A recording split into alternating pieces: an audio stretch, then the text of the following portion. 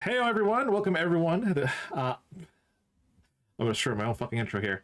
Da-da-da-da. Hey everyone, welcome to the DAICON Podcast with your host, the Geeky Panda, and my co-host, Time Enforcer Anubis, a podcast that's dedicated to all things about the anime and gaming community, the industry, so on and so forth, including news, our main topic, our suggestions for the board, and everything else in between. Which, Anubis, introduce yourself, damn you. Gentlemen, So, I'm Tom Forster Anubis. and Yo, you told me to introduce myself, and then you immediately went into Go on, go ahead. listen, I got nothing to say. All I got is I got like mucho mango for Arizona. So you got your Minute Maid lemonade. Don't even lie. Don't even. It's right No, there. I have ginger ale. What are you talking Wait, about? there's a ginger ale version. What are you talking about? There's a ginger ale No. version of this. Oh, almost. No, Yeah. it's Reed's real ginger ale. How is Delicious. it? It's delicious. I'm gonna have to take a look at that. I do. Delicious. I do like to have ginger ale on hand for an upset stomach. Which, pro tip: when people tell you to drink ginger ale when you have an upset stomach, it does work. Why? The ginger. So, but first and foremost here, Anubis, what's up? Not much. Not much. I like we went over last night. I rescued the beat. You rescued. The beat is safe. Well, tell them about it. They don't know about this. No, I was in the studio last night cooking, and I had what I thought was a pretty fire break beat going, Okay. and I had the bass line going, I had the pads in the background, and then my dog crashed, and I was pissed, upset, because I didn't save it, because I didn't anticipate my dog crashing. I mean, I'm not gonna say anything. I know you're gonna get like you already heard enough from me the other night, so I'm not gonna say anything. I mean, general rule of thumb: save things constantly, like it was Windows Movie Maker back on Windows XP. And if you never had the chance to use Windows Movie Maker back on Windows XP, you would save Good. literally any one thing you did, you'd save. Literally any one thing you did. Hey, I moved the clip a certain way, save. Hey, I imported something, save. Hey, I cropped something, or something like that, save. Literally every single goddamn time. It was that I finicky. that's basically exactly what I had to do, because I had to re-import all the samples, I had to re-cut up the breakbeat sample, I had to redo the bass line and all that, and I think I got it.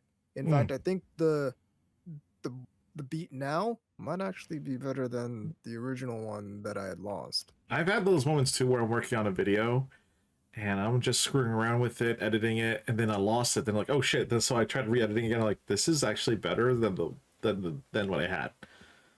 Yeah, I'm totally okay with this. It's like a happy little accident in a way. It was like you were like, Kind oh, of. well, it was like the oh shit moment first, and then it was like, you know what? No, we're good, we're all set now. Thank you.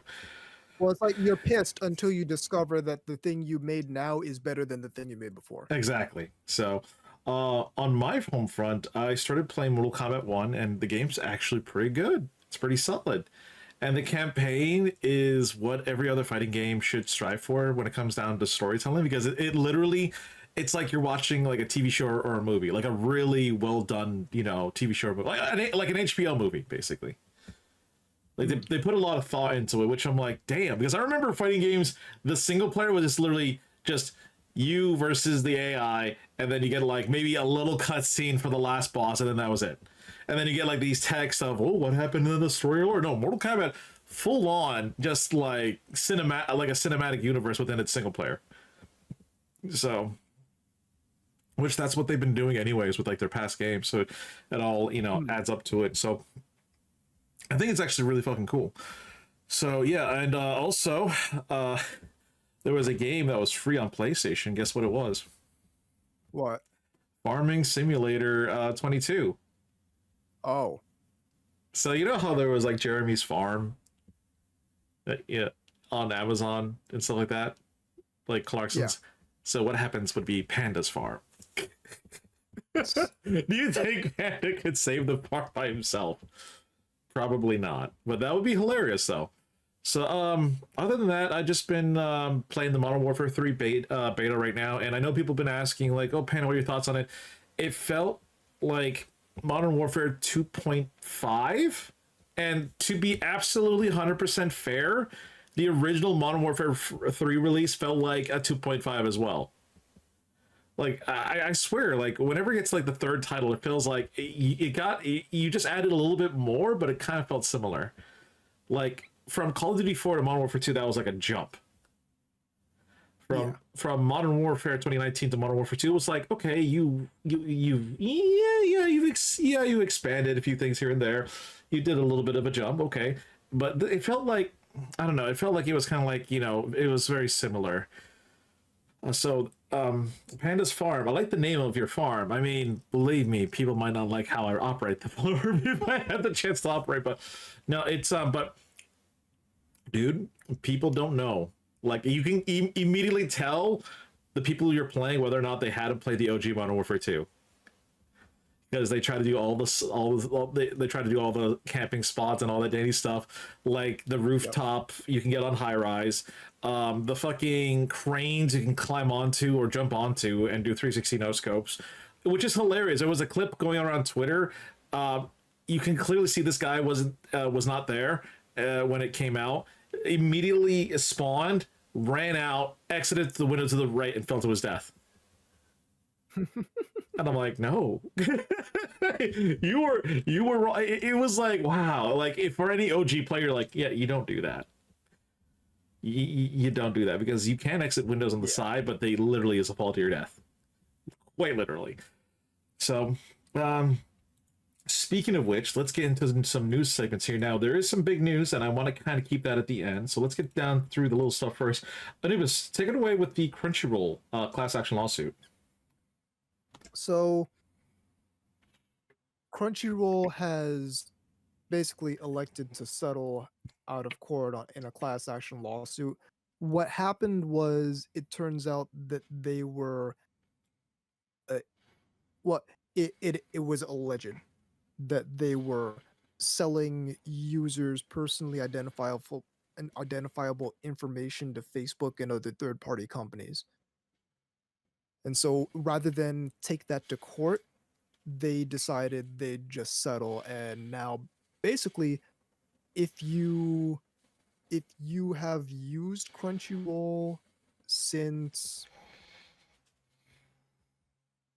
I don't know when the date is, but basically, if you use Crunchyroll anywhere in the I relatively recent past, you might be entitled to up to $30 from this class action lawsuit.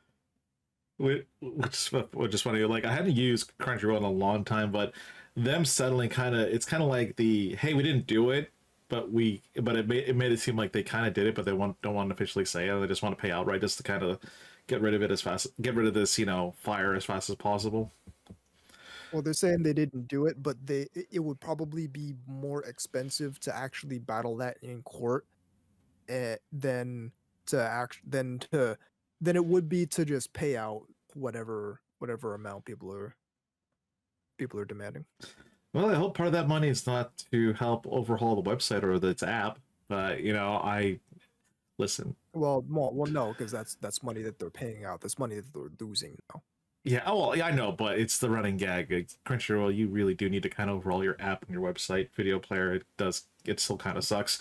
Well, So, maybe first they should not, allegedly sell people's personal information to other third party companies, but yeah, yeah. allegedly. I love that. It's like, allegedly. Next up is, and I find it in the chats, like, I can see Panda Farm just being full of panties on animals. You will see steak with panties. Write that down. Are you trying to?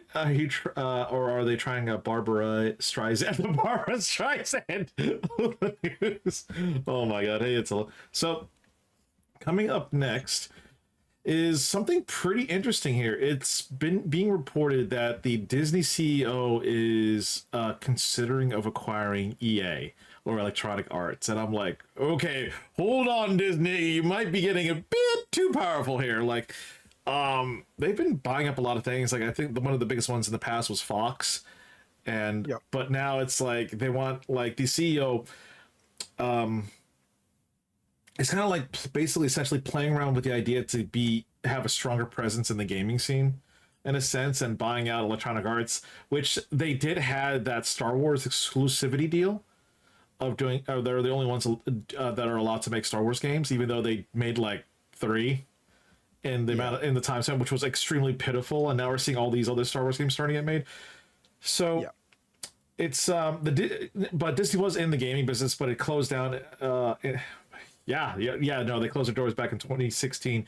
So all the other stuff right now is just kind of indie stuff basically. But it is interesting that Disney's got the money to do it.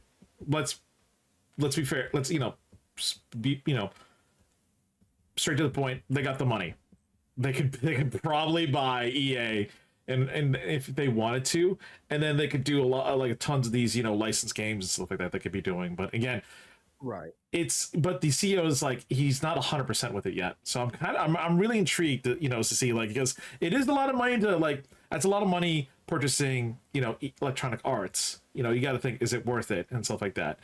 And then Exactly. it's like, okay, we own EA now. What are we gonna do with it? Are we just gonna let them do the thing? Are we gonna be like, hey, please make some Disney games? We want to expand into the market for that, all that Danny stuff. So I'm actually really intrigued to see what's going to be happening next. With that, though, this holiday season, this is going to be a interesting thing here. The PlayStation 5 has a redesign. The PS5 Slim is going to be coming out this holiday season. And of course, they're doing two separate versions. You got the disc-based version and the digital version. Here is the deal. This is actually interesting here. They're also releasing some... So the PS3, when you buy it, you just the original launch one. Like when I bought my disc one, it came with the stand and all that dandy stuff and everything in between.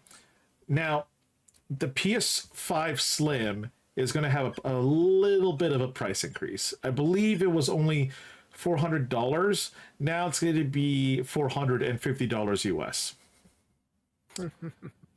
Here's the interesting thing. So they are releasing a attachable Blu-ray drive device for your unit, which will include the cover for it. So it kind of like blends in all in one. That is going to be coming out and going to be sold for $80.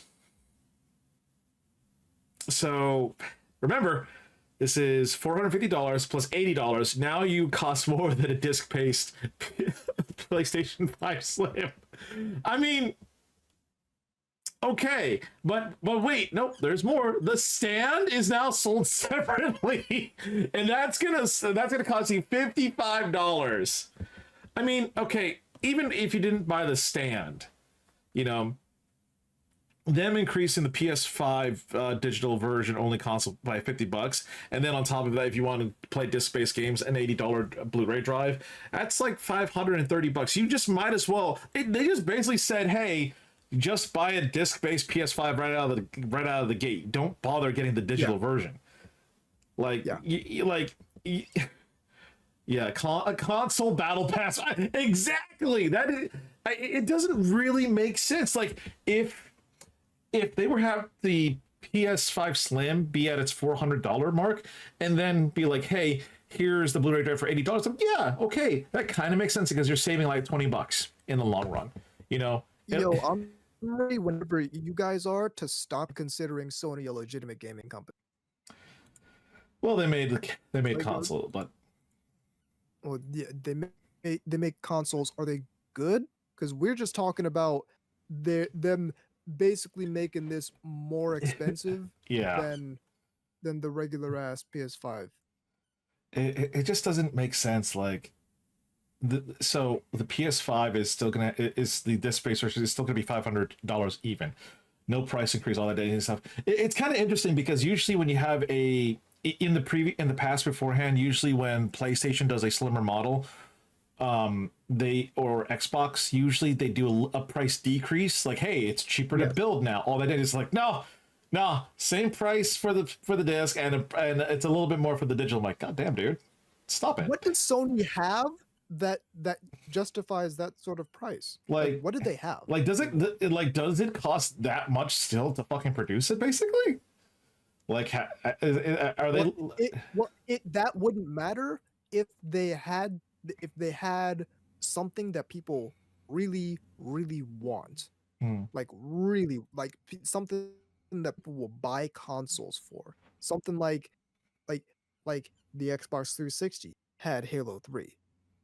People bought consoles because they wanted to play that game. And to be 100% fair, I don't I'm not familiar with Sony's modern library, and I'm not very familiar with console games for of this generation. All right. But I can't think of something that's on the PS5, exclusively on the PS5, that is that much of a killer app that justifies paying more for the slim version. Hmm. Well, they got some really good exclusives. So the God of War game, Ragnarok, is very, very, very fucking good. Like, holy shit. Okay. But yeah, it just doesn't really make sense. Like, why buy a okay? Why buy the digital slim version when the fucking disc one Sony is the disc one is literally going to save you money in the long run. Yeah, it might be because more. Sony is an arrogant, smug company and knows they can get away with it. And I still They've gotten away with everything else. and I still and I oh, I'm sorry. Okay, I was a little bit wrong here. I'm sorry. So the covers for the PS5 will cost like $55. The stand unit is $30,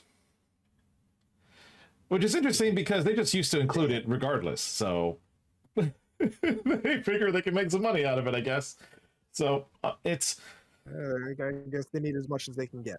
yeah, pretty much. It just like when people realize like it's funny because they kept it separate, but if you just add up the numbers, it's like yeah, it just doesn't make sense just getting a digital only console.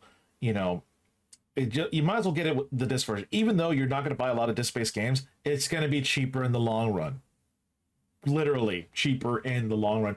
Sadly, there is I don't know because the digital unit now for the PS5, the original launch model, does not have a Blu-ray drive that you can use connect to play disc-based games. I don't know if they're going to release one, but it's just that might just stay digital only to be honest, because the slim one looks like it actually attaches to the unit itself, but Right. it just doesn't make fucking sense anymore. Okay, last news piece here today. Hold on, here we get some people talking about that. Besides, one can still play games digitally on the disc. Yeah, exactly. Buy the disc version, play your digital games, and hey, if you want to get like a disc-based game, we got you. Just literally just go for the disc version at this point. If you're planning to buy a PS5 Slim, go the disc version. Don't go digital only because you're going to pay more money. So here it is. The Microsoft acquisition of Activision Blizzard is finalized. They bought them out for $69 billion, and that's with the B, dollars. Billion with a B. God damn. So it's crazy. They've gotten the thumbs up from the different boards in the US, the UK, and all that dandy stuff. Sony tried their damnedest to put up this fucking fight, and it's funny because Microsoft was originally going to give them a deal. They were like, "Hey, we want to work with you," and Sony's like, "No." But Sony, the smug, arrogant company they are, decided no, it's not good enough. Yeah.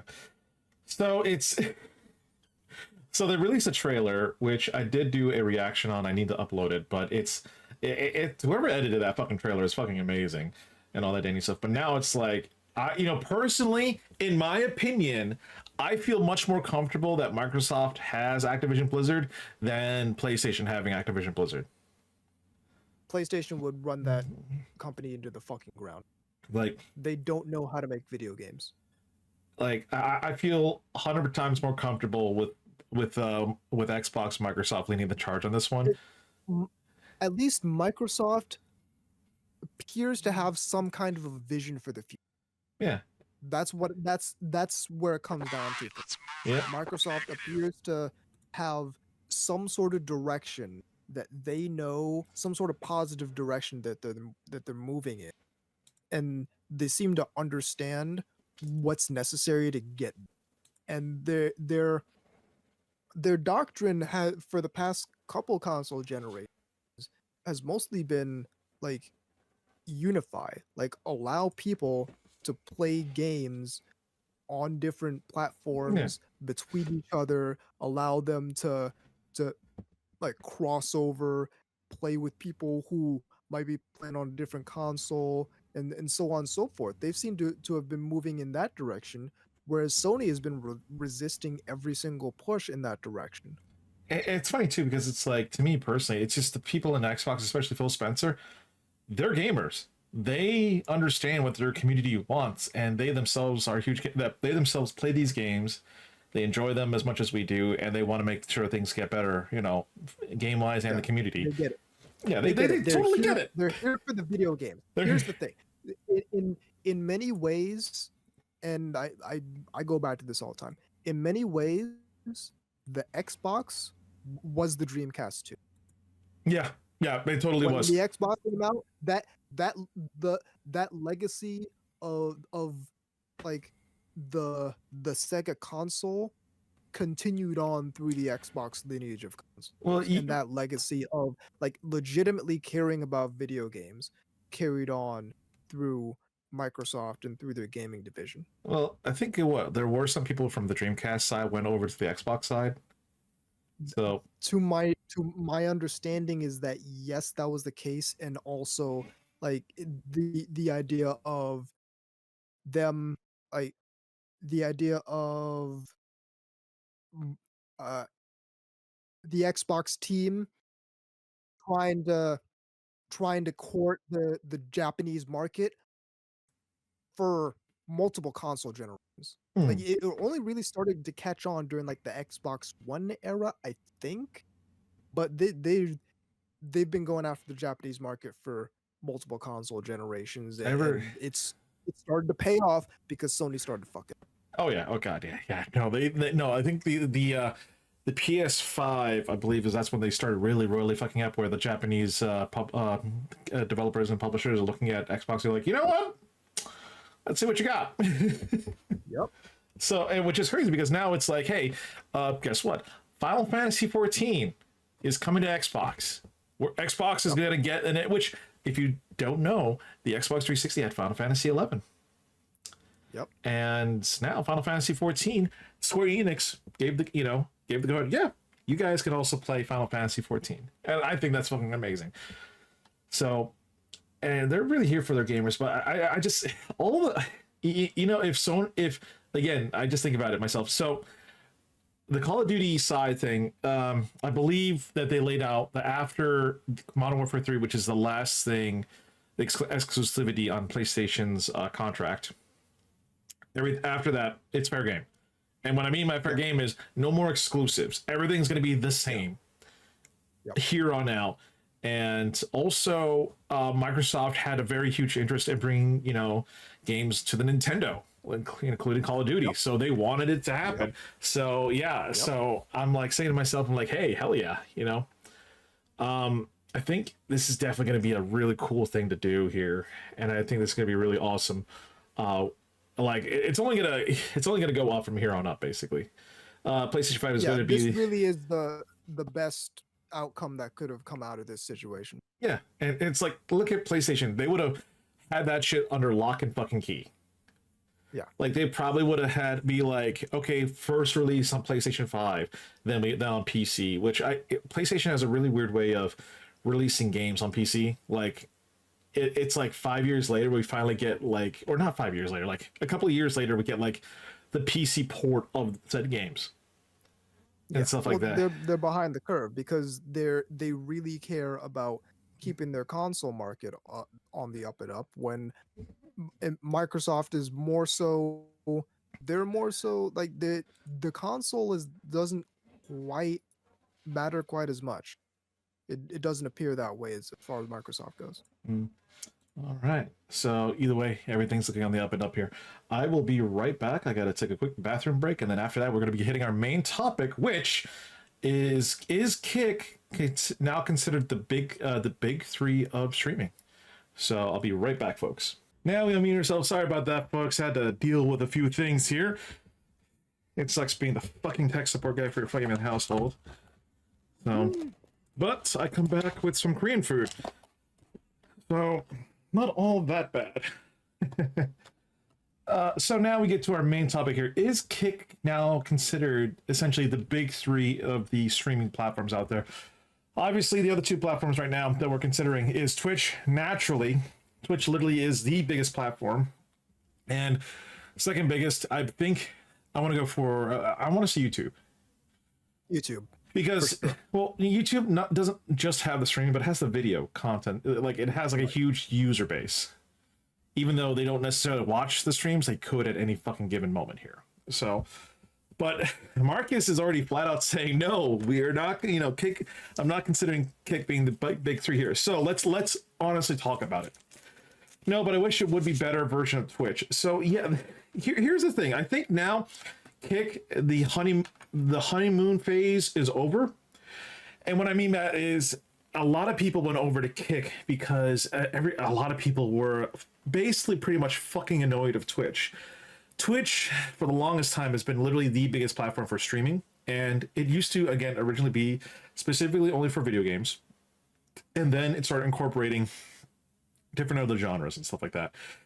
Yep. Like just chatting and then all this stuff. And then it just became this omni streaming platform, but gaming is still the heavy focus of it. So with that, I think, I think because they were the biggest fish in the fucking pond, they didn't have to,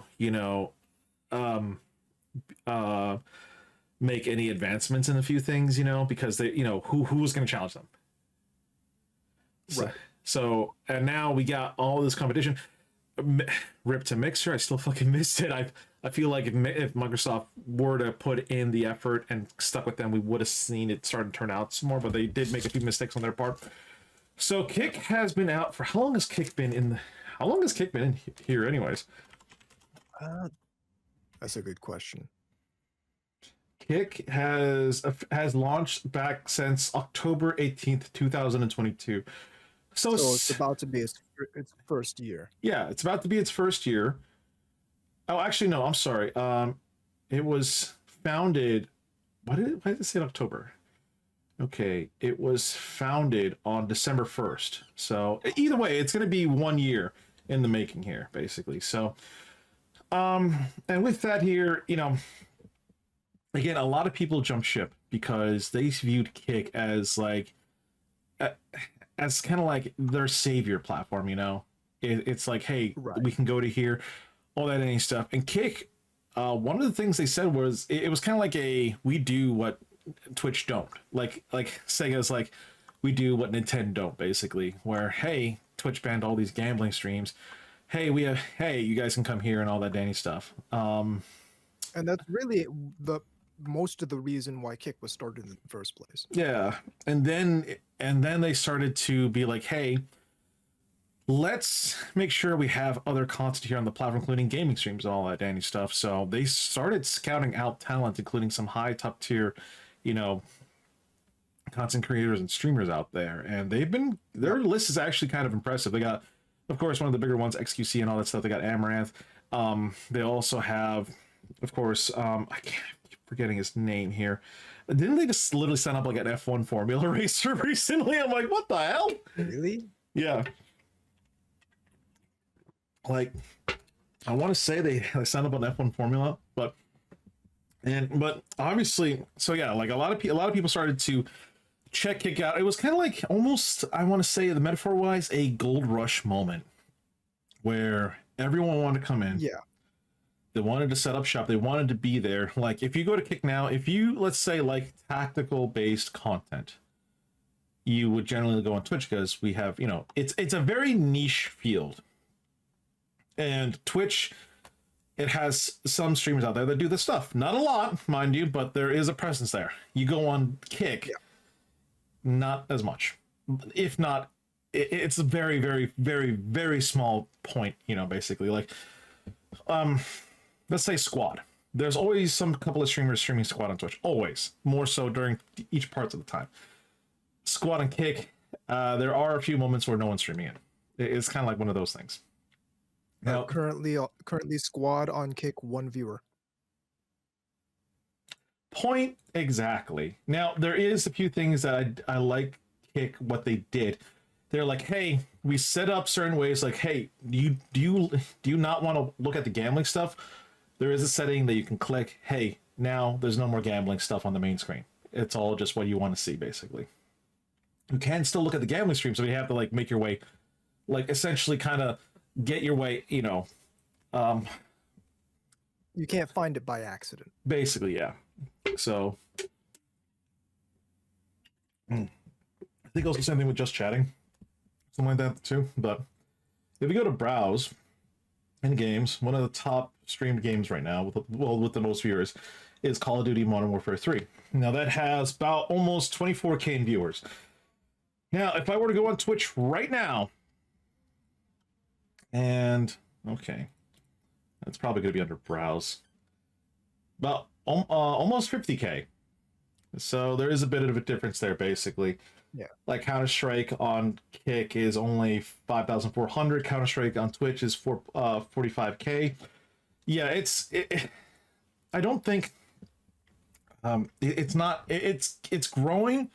They've definitely been seeing some strides with signups, but it's not where it's at the size of Twitch. And obviously right now there's been a lot of controversies with Kick. I know my chat's saying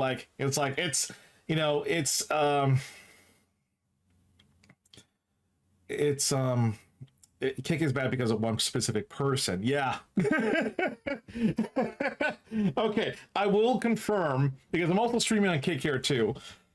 I will say this, that yeah, there has been not just, well, a lot of shenanigans with just the one, but there's been other like controversies as Quick has been happening too. That's definitely having an image problem per se. That is definitely like, hey, I would gladly join up with Cake, but this one certain content creator or streamers on there, and I don't feel comfortable being in the same pool, essentially. Like, are they going to fuck up so much where the site itself is going to have to go through an overhaul? Which I guarantee you it's going to happen sooner or later on Kick anyways. Someone's going to fuck up so much, it's going to happen. Here's the issue. When you create this and this happens all the time, particularly with online platforms. So you have a major online platform that has these rules, and there are a subset of people who habitually either usually don't necessarily break, but they come a bit too close to the boundaries those rules set in place. And so some of the things they might want to put on that platform fall outside of that boundary. So they create a new platform. And the new platform is basically the same thing as the larger platform, except the rules are a little more loosened, because people want to do their content and they want to be able to put it up on a platform. Yeah. So they created a platform with less stringent rules. Fair enough. The issue is when that exact thing happens, the second platform, even though it's not necessarily supposed to be this, it's supposed to be the same thing as the bigger platform.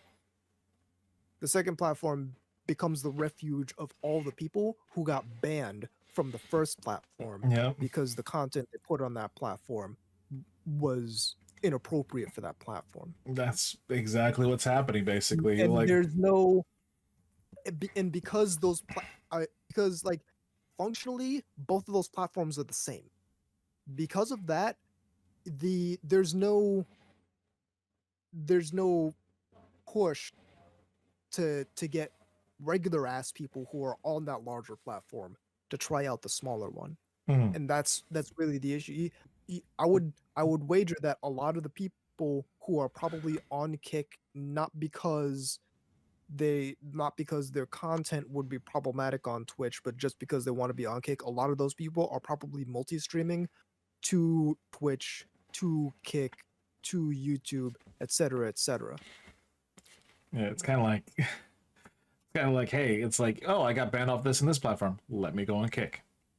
Yeah, exactly. If you get banned off Kick, you fucked up. Like, dude, you fucked up royally. it and it that's exactly it. It's like if you make the kind of content that Twitch either does have a problem with, or it's like you get close enough to the boundary where you could anticipate Twitch having a problem with it in the future, you're gonna go to a platform like Kick where the standards are gonna be less stringent. You're gonna be able to do a little bit more, even though the embedded audience is probably smaller.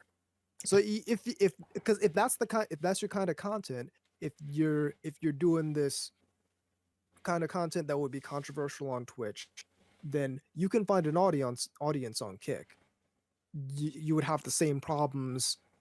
Like it's not really that it's going to be harder to find an audience if that's your kind of content.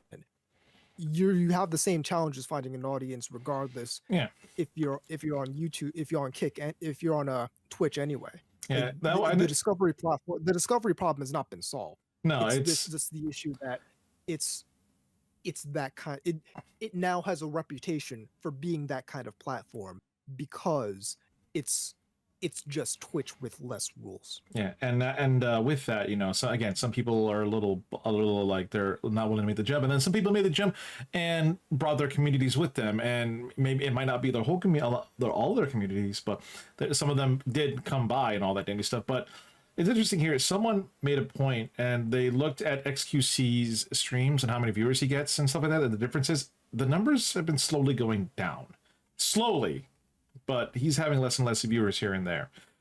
It could be because the summer season is over and not as many people or not as many people and all that dandy stuff can watch and stuff like that. Sometimes things might happen, but if I have to ask myself, do I consider Kick to be possibly like part of like essentially the big three? Because right now, you know, what other streaming platforms can we consider? Like Mixer's, I miss it. Fucking hell, it's not here anymore.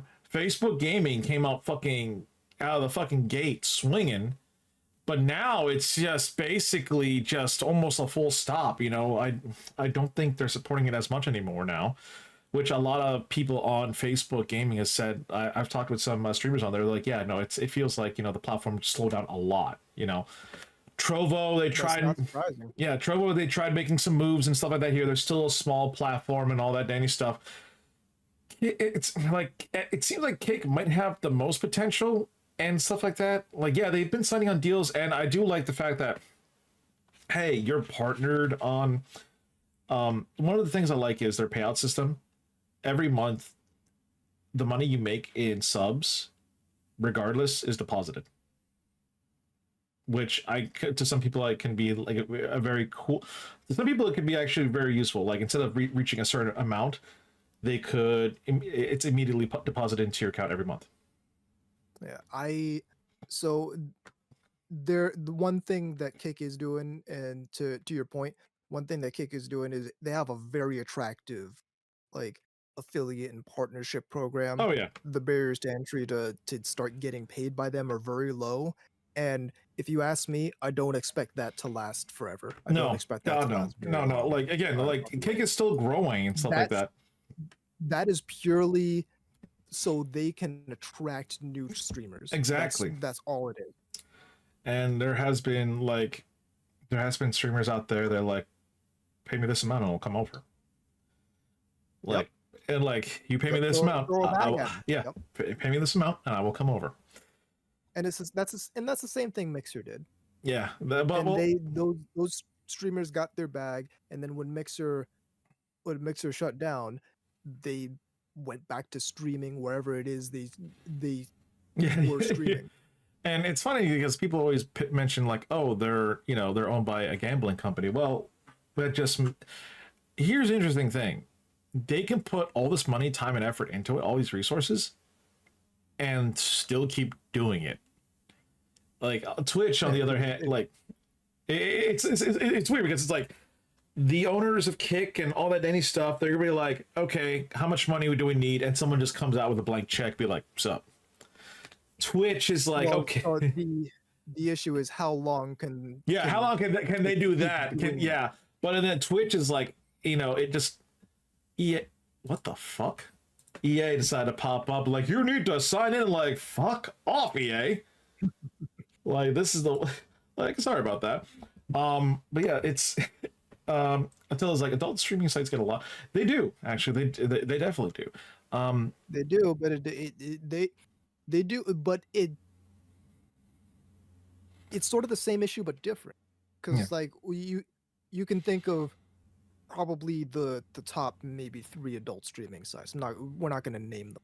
Well, you can think of probably the top 3 adult streaming sites, and what do the rest of them get? Because there's a ton of them. Oh yeah. Like every adult version of whatever kind of site has like 3,000 other alternatives. It's just an issue of, okay, like 3 of them get 97% of the viewership, and the remaining 2,997 get the remaining 3%. It's like it's that kind of issue Yeah. where it is not hard to like spin up one of these sites. This is literally what Kick did. They're using Amazon's, well, they're using Twitch's own back-end infrastructure. Amazon sells that. That's the reason Amazon bought Twitch. You could right now, if you have the money, go on AWS and deploy exactly what Twitch is. Yeah. There's nothing. There's nothing stopping it. Anybody with a little bit of money can do this. It's not going to be sustainable long term, But you can do it. but to further the point, like Twitch is not sustainable long term. None of this like large scale media delivery is sustainable long term. YouTube is not sustainable long term. Twitch is not sustainable long term. Okay, serving all of this live video is not so like if you're I forgot what the statistic was, but basically if you're live streaming on Twitch and you're below a certain threshold of users, you're just costing Twitch money. Yeah. Yeah. And the only reason that they're incentivized to keep that to keep your particular live stream up if you're below that threshold is because if they did that, nobody would stream on Twitch. No, if they shut those streams down because it costs them money, nobody would stream there. Because the whole allure is, hey, you can get started and maybe you can start making some money live streaming to people. Until good old AWS being the backbone of the internet now. Yeah. Yeah, but do you think, straight up, do you think Kick is kind of has the possibility to be considered part of the big 3? Like, that old saying everything comes in 3s.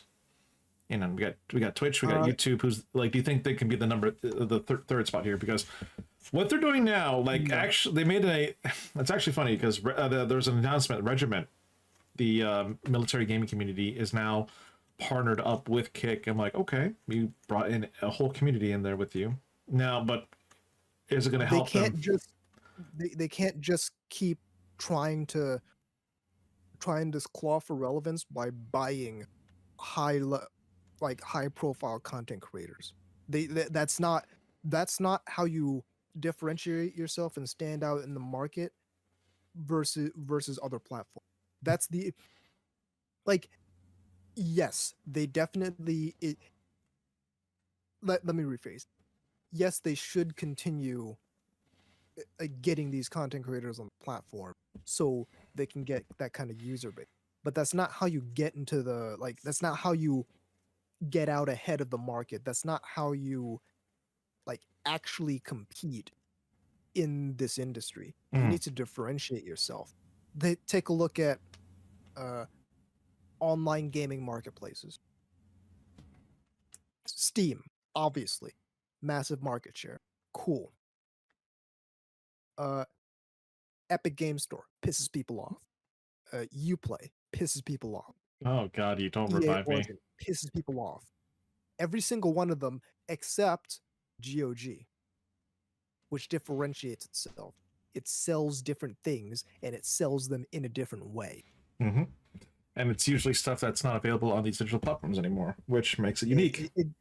Well, the exclusivity is an element, Yeah, but it sells them in a different way. and You can go on GOG, you can go on the website. It's not the obvious thing anymore. But back in the day, it used to be you go on the GOG website and you just download a standalone installer for the game. Mm. And that's the game packaged up for with and especially with these old games with the DOS box and all that. It's all configured. It's like it sells different things in a different way, and it doesn't necessarily matter whether they're like whether they're a, that much different a product or whether Steam has them or not. You know that this is what GOG specializes in. Mm. So go back to streaming platform. Yeah. Twitch, live streaming, they got that down pat. Their big thing is community interaction. A lot of to my knowledge, a lot of people who could stream on YouTube but choose to stream on Twitch, they do that because Twitch is better for community interaction. The interface is better.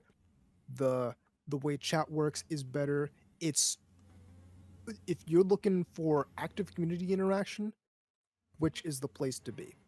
YouTube, they have that entire like online video. That's where YouTube is all day.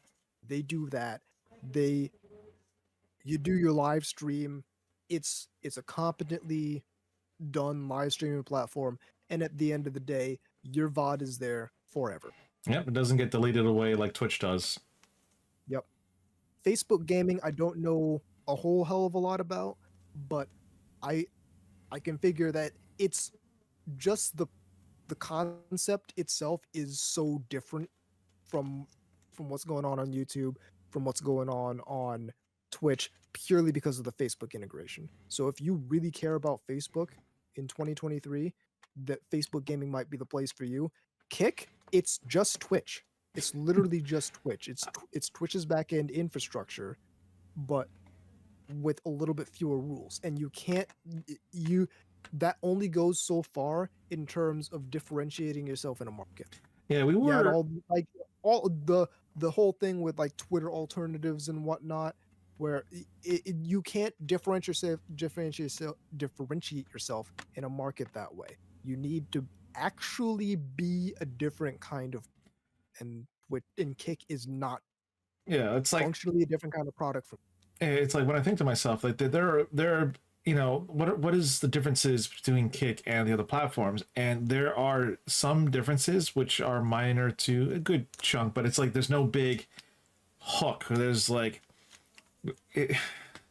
not just hook. I'm Like looking on my screen. I got Kick on this screen. I got the Twitch live stream on the right.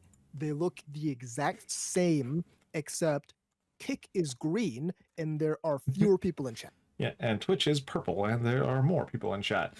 That's basically the gist of my argument. They're the same thing, except this one has less people for a multitude of reasons. Yeah. Like again, like the platform only launched 1 year ago, and Twitch launched 2012, 13, give or take. So they had like years and years of buildup basically throughout the years, and which is again the reason why like Twitch is where it's at, because they started it a while ago, and they attracted all these people, and they're one of the biggest fish when it comes to streaming, and all that dandy stuff. But it's just, to me, it's like Kick is. Do I consider it to be one of the big three? Not really, because of where it's at right now. Does it have the potential? I mean, I'm pretty sure if you look at the market share statistics, it is not in the big. Yeah. Well, I'm just I think Facebook Gaming is I still like think in Facebook. there in that third, and I There, don't think that would be like real hard to dethrone, but no. Kick isn't gonna. Well, there's that report, that streamer report that happens every year that details, how the platforms are doing, all that dandy stuff, which I'm Yeah, waiting I've for been this looking at my year's. email trying to find it. Yeah. I don't think they have Kick in Esmeralda. I think that right now they're just gathering the data for Kick right now. So, but it usually happens every year, and we can, as soon as that thing releases, I'm going to go through that like a fine tooth nail and just figure out, because it's like right now there are some things on Kick that I like, but there are other things. It's like, oh, to me, it's like, okay, it's like Twitch, but there's just a lot less people in here. So, and it comes, and there is an argument to be said that, hey, because there's a lot less people in here, it gives you the chance to set up shop. You know, hey, I'm going to be the one streaming this game because there's not many people streaming this game on this platform, so I'm going to be the one filling in that gap. Filling in the void, basically. Now, to me personally, how I go about streaming on Kick is it's part of my multi-stream. It's part of me multi-streaming, which technically I'm not supposed to be allowed when it happen with my Twitch stream right now because I'm an affiliate. But that, semantics. But Well, here's the, it's such a non-issue that you're comfortable saying that out loud yeah, on your stream on Twitch. yeah, because they hadn't made a move to start clamping down on it yet. And the only reason they do is, if it's the bigger streamer, oh hey, on the Kick side of things, it's Trash Tarkov Rat, dude. Thank you so much for coming in with the love. Tell a user history money spent is also different. Is a deterrent strictly for viewers is also, yeah, exactly.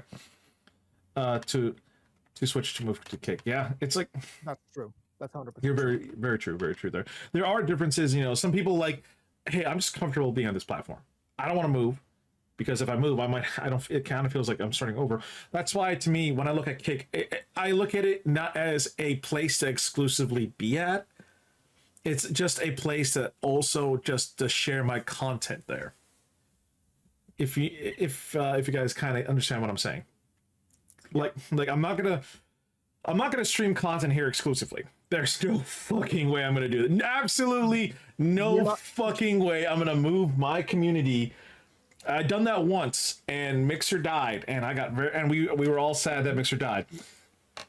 Do not, if you're a content creator, do not put all your eggs in one basket, especially not a basket you don't own. Yeah, like I'm not gonna do that ever again. That's why I said, as an extension of my content and my reach, Kick is if I played both sides, I always would Panda in the Mixer days.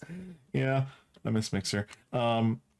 But again, it's like I just view. I think, and others will do this too, because multi-streaming is becoming more of a thing now, and for people simultaneously stream on multiple platforms at once. I think it's just basically just a pure extension of our content, not where our content is based at. Which I think is also kind of like, hey, I'm just putting in all this time just to do this. I'm not going to put in a lot more time just to make this like my home base, basically. Right. So it's you'd be shooting yourself in the foot. yeah, like if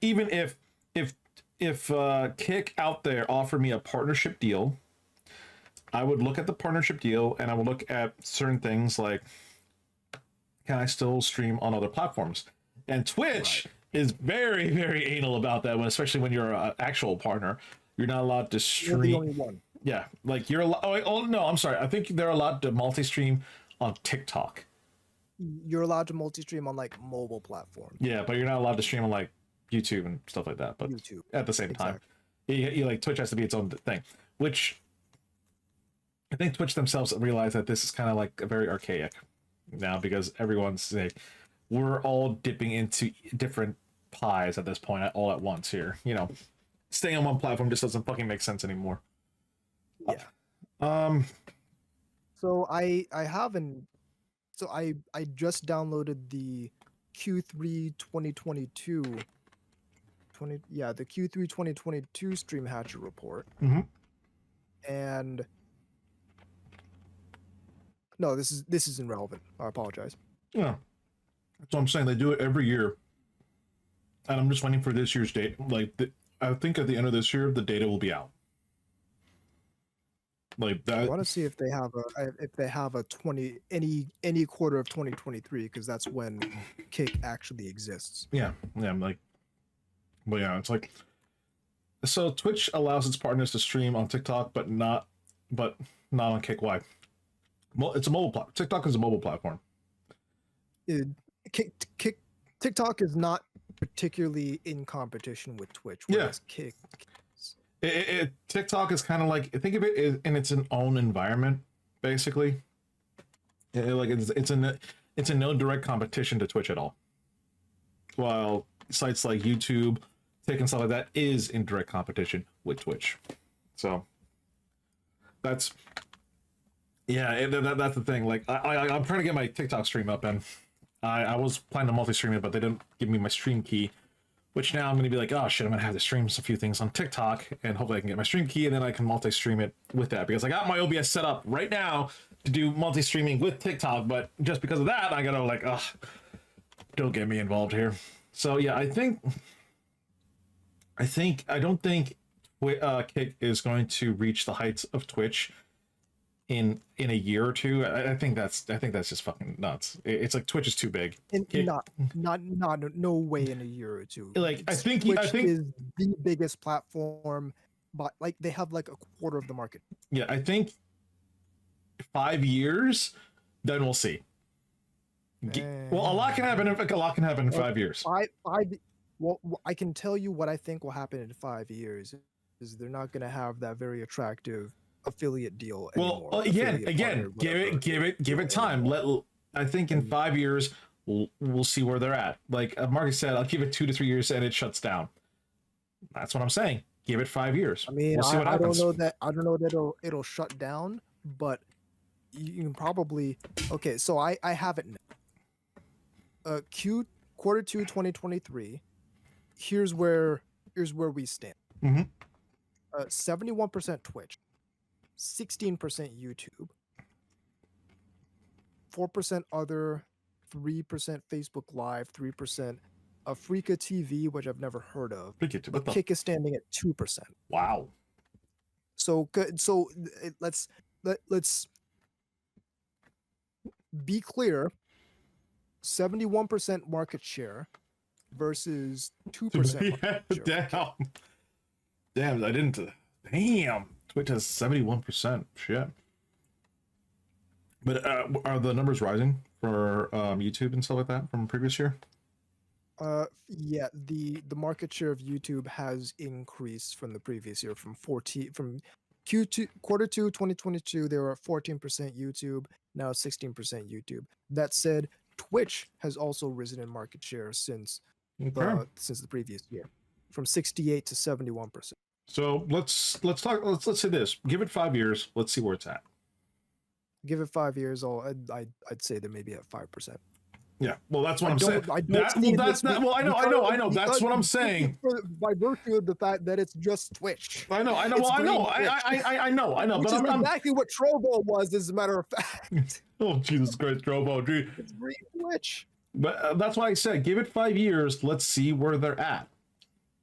I'm kind of curious because, like, in time, we can review the numbers here. It's just too early to tell right now. Like, at the end of the day, I think we can all agree that it's too early to tell if Kick will be a good top-tier contender when it comes to streaming platforms. I think it's gonna go from too early to too late for them real fast.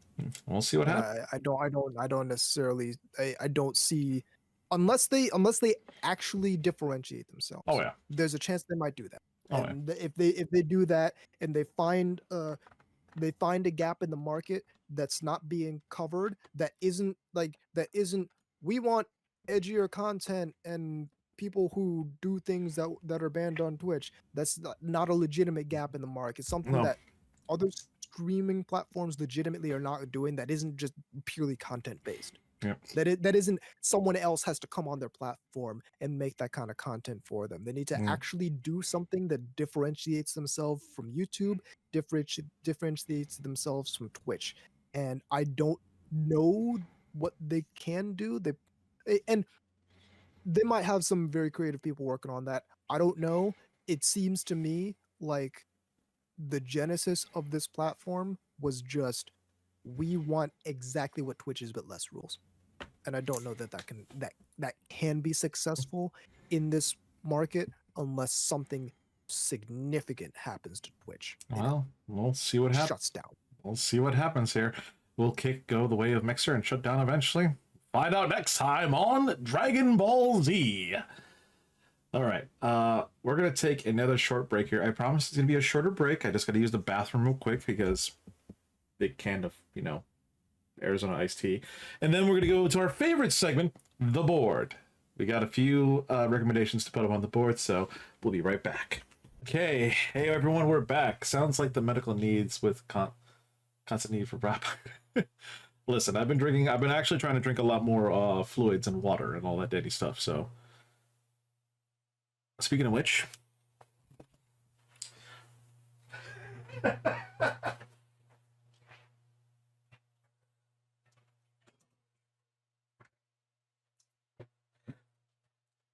I forgot to get more fluids.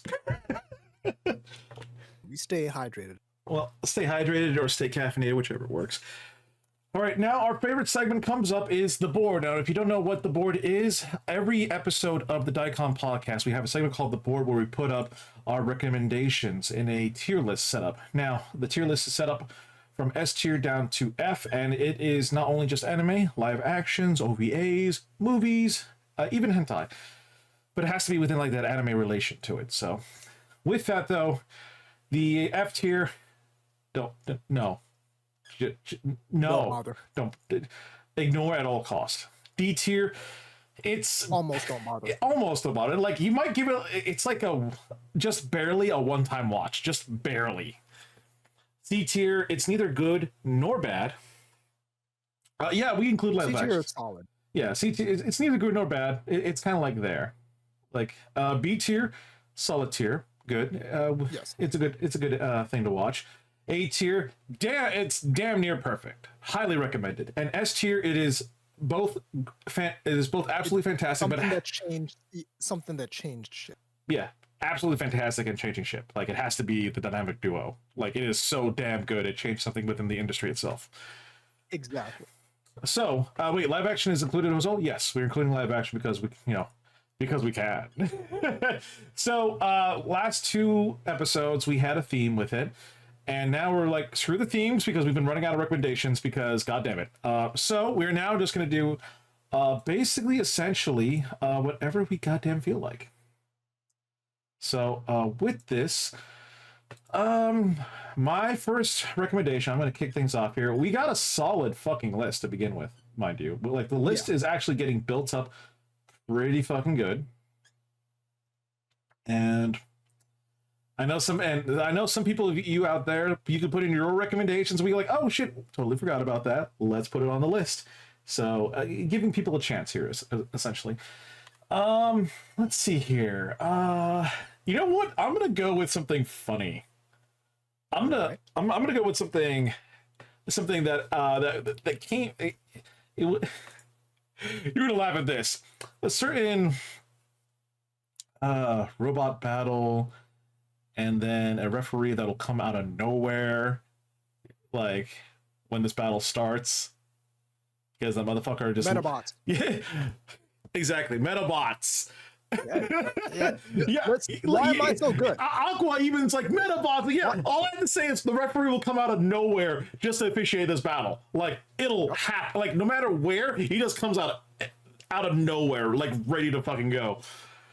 So, Metabots, I think it's solid. A solid anime.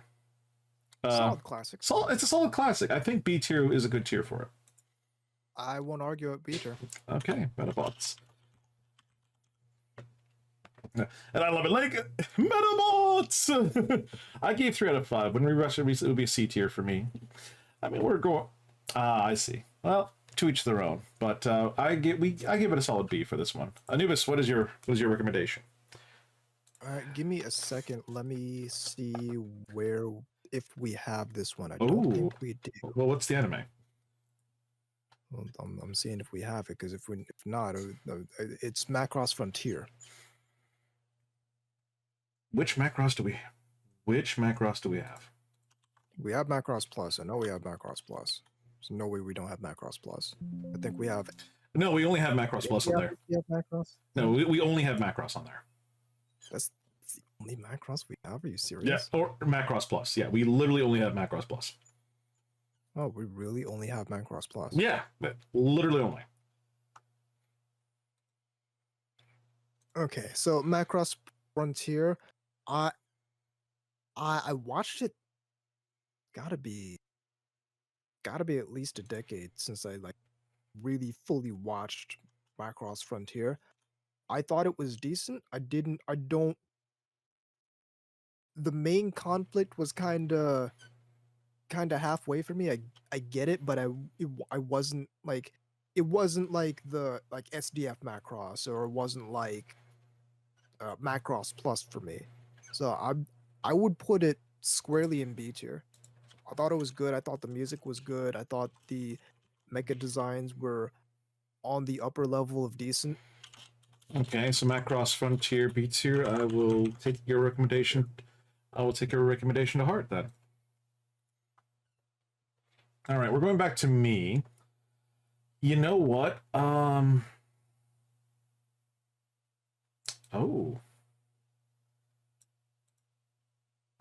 Actually, let me see if this is on here. You know what is not on the list? Sports animes. Yeah, there is not a lot of sports animes on there. Which goes to show we don't watch a lot of sport. We have Girls and Panzer on here. I know we have Girls and Panzer. No, I think I think when it comes to sports anime, like an actual sport, like volleyball. You're telling me fighting in tanks is not a sport, sir? A sport as in a athletic sport of the body. I think more athletic sports need to involve tanks. Athletic sport of the body without a tank. I think more of them need to involve tanks. Okay, I'm sorry. Okay, I'm just saying. Like, we haven't watched. Like, we haven't watched a lot and stuff like that. I know you got shows out there like there's like the football show. There's Slam Dunk. There's Ice Shield 21, Slam Dunk, Kuroko's Basketball. Yeah. Did you get the Doom bundle in the Warzone? Oh hell yeah, I did. Oh yeah, there is golf anime out there too. There is there is. One recently came out. Yeah, not very long ago. Wasn't it like literally like an all get a golf bag? Like wasn't it literally like an all girl trio basically? Like yeah. Okay. Yeah, it's girls playing golf. Okay. I'm gonna put up this movie on there, Princess Mononoke.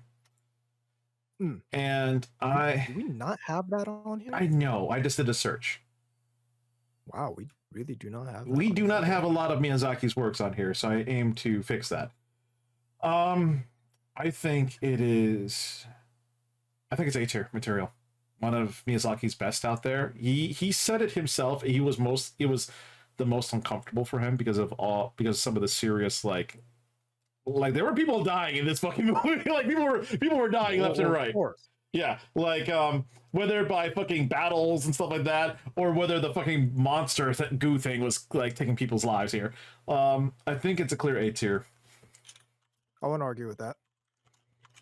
Yeah, it's like which if you guys hadn't seen Princess Mononoke, highly recommend it. So we do not have a lot of Miyazaki's works on here. I aim to fix that. God damn it. Most Miyazaki's works, most, not all.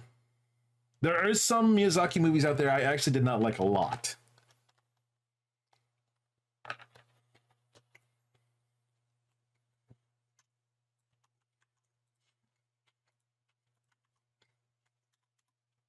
Trying to figure out what to suggest for the next anime.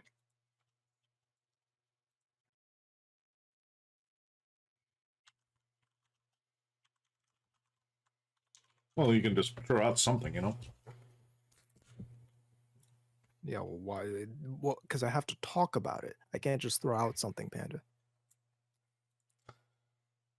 I have to assign it a tier and explain why it belongs in the tier. Yeah. Why I can't just throw stuff out. Attila posted Ultimate Muscle, the Fox edited. Wait, the Fox edited version for the shared drama. Oh my god, Ultimate Muscle! Holy fucking shit! I forgot about that. Wow, has it been that long already? God damn. Okay, we have Code Geass in this list, right? Yeah, we got Cookie. Yes. Okay, I'm going to suggest the Code Geass movie trilogy, and that goes in D tier. And the reason it goes in D tier is because Code Geass really was not set up to No, be I portrayed in compilation movie form. no, I And will not agree. only they like the the pacing is weird, the places where they cut to the next movie are weird. There are details that are changed between the TV series and the movies that I, I, I don't think were necessary or needed to be changed. I really I think part of what happened Mm. was like they couldn't like they they had wanted to keep around some characters for the resurrection movie and whatever follows that. They wanted to keep around some characters who had actually died in the TV series. Okay, But got. the whole thing was it. If you're going to watch Code Geass, just watch the TV series. There's Yeah, no reason to watch the movie. the movies also You get a better experience out of it. and it's explained more. There's no like cut stuff or backstory that they usually skip out on. You know, like you're getting the full detail right then, right fucking there. Yeah. God, I kind of.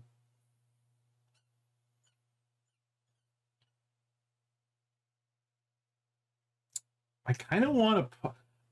I'm considering this almost an S tier, and I'm doing this because it was regarded one of the best films back when it came out worldwide, not locally, worldwide. It had everything going for it, and and it's a movie, and it's another Miyazaki film actually, and I want to say Spirited Away. Spirited Away. Yeah, I that kind of that did like because even I remember when this was coming out, it Yeah, was a big deal. Like it was yeah, a big deal outside of like very anime spaces. yeah. Like everyone was talking about, and I mean everyone was talking Really, about this. on some level, like he had movies in the past, but this kind of did put Miyazaki on the map. Yeah, like when we were talking about Miyazaki, it was only known in Japan or in the anime circles. Now Miyazaki's like, it's funny because now people, if Western reporters were to say like, "Oh, this director is the next Miyazaki," you know, even though there are other fantastic anime directors out there, but it's always associated with Miyazaki because he, you know, that one movie definitely put himself on the fucking map in the Western world, basically. Yeah, So I want to say S tier, Spirited Away. I put it there. Um, yeah, one of Hayao Miyazaki's film. Cartoon Network once showed it to death back to back. Really, I do not remember that. Also, was it Spirited Away that got attention outside? Yeah, it was. It literally was the one thing that got attention outside Japan. Also, Aqua's like, so why is it in B tier when there are more problems with the Well, Code Geass. Wait, is Code Geass in B tier? I doubt Code Geass is in B tier. There's no way. Well, no, I think we had it in. It's an A tier. Yeah, we have Code Geass is an A tier. the series is an A tier, but the movies is in D tier. So Yeah. we have to make it. We have to make a difference. So no, oh no, I meant the movie, not the show. Oh, yeah, no, we. Oh, it's in D tier because it's a cookie cutter. It is not as good as it should have been, and you just might as well watch the series. The Code Geass movies are in D tier because Code Geass was not meant to be a movie series. Oh, it God, was no. meant to be a TV series. Well- And it's paced like a TV.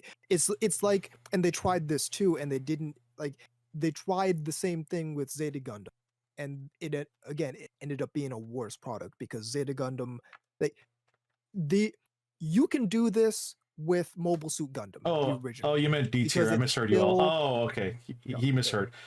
okay. But yeah, I'm happy that we both agreed on this for the Spirited Away part. Like Yeah, I do. So yeah, I am very comfortable putting Spirited Away in the S tier mark. And also, I didn't realize Christian Bale was was on the cast until he did his Batman voice. There was one scene he did his Batman voice, and I'm like, oh my god, that's Christian Bale. The fuck? Why did I not realize this?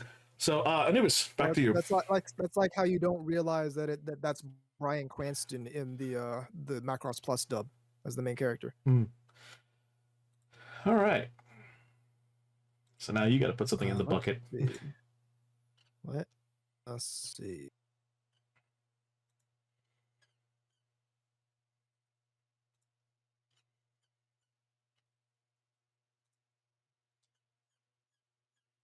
Because I'm scrolling through my whole anime folders here, because that's how I got reminded of the Code Geass movies, because they're not memorable on their own. Mm. But I saw the folder and it's like, oh, okay, we haven't talked about that yet, so go ahead and put that squarely in D tier where it belongs. But now I'm trying to figure out what to talk about next. Let ooh. Oh. I don't Okay. I All right. I'm checking, What are you checking? Come on. but I guarantee we haven't talked about this. This is Yasugo no Sora. All right. Yes, Sugo. And Oh, Yosuga yep, I see no it. Sora. Yep, I see it. All right. All And right. so this is kind of like one of those it it's sort of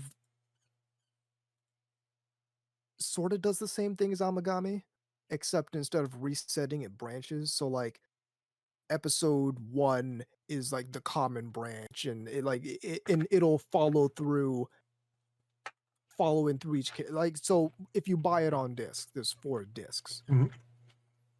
But each disc is going to repeat like a couple episodes because it's going through an entire branching plot rather than something like Amagami, which is going through its own self-contained thing. Where are we putting it? The one notable thing about it is that it has about as explicit sex scenes as you can get away with in a normal anime. It's like they were just almost barely like tipping over the fucking. They were on the gray line. Yeah, They were like yeah, literally. they're basically exactly as far as you can get without it actually having to be hentai. Okay, so where are we putting it? I put it in B tier. It's definitely Okay. like if this is your kind of anime, it's definitely worth the watch. But it's not like a masterpiece or anything. It's just very good. Yeah, It's very good at what it does. gotcha. It's a solid watch. Yeah. Like you watch it, you enjoy it. If All this is that. your kind of anime, you're not going to be mad about it. Yeah. Let's see here. Let's do. Oh, um,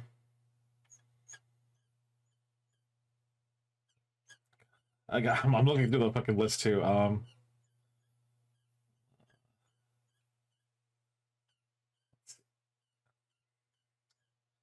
God, I'm looking through this list here. Like, hold on. I know I have a movie. Um, yeah, I don't think we have this on there. Let's see here. Summer Wars is that on there? Don't think it is. I want to say. Nope. I want to say B tier. Really? Not A tier? Well, yeah, A tier. Yeah, A tier. Okay. Yeah. Yeah, A tier. Yeah, it was a really good movie. Yeah. Yeah, that was an excellent movie. Yeah. Yeah. Summer Wars, which was done by who's the studio that did that? think that was Madhouse. Was that Madhouse? Was it Madhouse? Yeah, and now we're looking this up here. We're like, who made this movie? I'm just saying it was Madhouse because of the animation quality. But yeah, it was produced by Studio Madhouse. Okay, yeah, I think produced by Studio Madhouse, directed by Mamoru Hosoda. Yeah, it was a. I enjoyed the shit out of this movie. I enjoyed it so much that so my sister got the movie, and I borrowed her copy, and I was watching. And I'm like, oh, this is actually pretty fucking good. And then she needed it for something. It's like, okay, I have to give it to her because it's her movie. And then I was like, hey, where's your movie? Like, oh, I don't know. Like, what do you mean you don't know? This is a really good. I wanted the bitch. It's a fucking movie. Yeah, by the same person who brought you that one Digimon movie. Really? Yes. Yep. Like the OG Digimon movie. The the Kids in America, all that Danny stuff. Yep. Oh, okay. Oh, damn. Okay. Yeah. Summer Wars A tier. Enjoyed the shit out of it. It was definitely something that could have been a series, but you know what? In the movie form, perfect. Yeah, it was a good. It didn't. So I will put that down there. All right, and it was back to you. God, stuff in here. Okay. This one is Battle Fairy Yukikaze. It's an OVA from I think the early or mid 2000s. Based off of a light novel. I'd put it in B tier. It's very solidly done. If B tier for normal people, B tier for normal people. Like, if you really like fighter jets, this is a low 8. Okay, gotcha. So but like it attracts a very specific niche. It attracts a very specific crowd. It's maybe a little bit tough to follow, but it's only like 5 episodes, so multiple watches are very simple. But I would definitely put it in a solid B. Okay, I'll accept that. You know what? Because we mentioned it, I'm putting the Digimon movie up on there. Okay. Digimon the movie, which Jesus Christ was made in 2000. Jesus Christ. I'm old. Damn. I really enjoyed this one. Like, if you were a Digimon fan, you love this fucking movie. This movie was fucking amazing. I want to say, but if you're not a Digimon fan, it was pretty good. You know, you wouldn't get most of it, but it's like one of those things you had to watch Digimon. You needed to watch Digimon. I kind of want to put it in the A tier. I wouldn't argue with putting it in the A tier. Because to me personally, this was one of the best Digimon movies out there. Much like the case with the early Pokemon movies, exactly. The older stuff was the best stuff. Yeah, so Anubis, back to you. Speaking of older Pokemon movies, Pokemon the first movie. Oh, where are we putting this? Okay, where? I would hesitate to put it any lower than A tier. You know, I will accept A tier. I will accept that movie was also available in theaters too. Yep. I remember going to theaters with my sister and my dad to watch it. So yeah, it was. Actually, no, didn't it release dubbed for the subbed first, then the dub? I don't know that it released subtitled first. I don't know that back in that day that it would have. I vaguely remember watching the. I vaguely remember. Yeah, I vaguely remember watching the sub around there. Anubis really likes the first Pokemon movie. I mean, it was a damn good movie. It's good. It was a damn good movie. I've watched it countless times. I used to have it on VHS. I probably still have it on VHS somewhere. And near the end, it was kind of like a think. It kind of made you think there for a second. It's like, damn, we're deep in thought now. I know I had the Pokemon card that. Oh yeah, the Mew. Yeah, the Mew card. Oh my God, you went to see it. You got the Mew card. Yeah. So I didn't get the Mew card because I got it on VHS. I got the Mewtwo card. Ooh. It has the same attacks, but it has a different graphic. Oh, okay. I will totally accept that. Okay. Uh, yeah, dude, they released sub first, then the yeah. I think we watched the sub version, like a fan sub VHS tape version. Oh man, that was again back in the day. I'm just saying. Actually, I was thinking 4Kids. No, they did. 4Kids definitely did the release of the dubbed, but the subbed I think was still in Japan. Like I don't 4Kids I wasn't really interested in all in the subs. Um. Uh, uh, I'm trying to look up a movie. No, not that. Let's see here. Oh my! I forgot this movie. Jesus fucking Christ! Fucking Pom Poko, the raccoon movie. Um, I'm not gonna put that on the list yet. There are other stuff out there that I'm going to put up. That let's see here. I love the fact that it's like that now we're having like this is why we can just put up anything we want, and yet still we have a hard fucking time trying to figure things out. Yeah. I'm putting this up here. This is gonna be F tier. F tier related. Okay. Use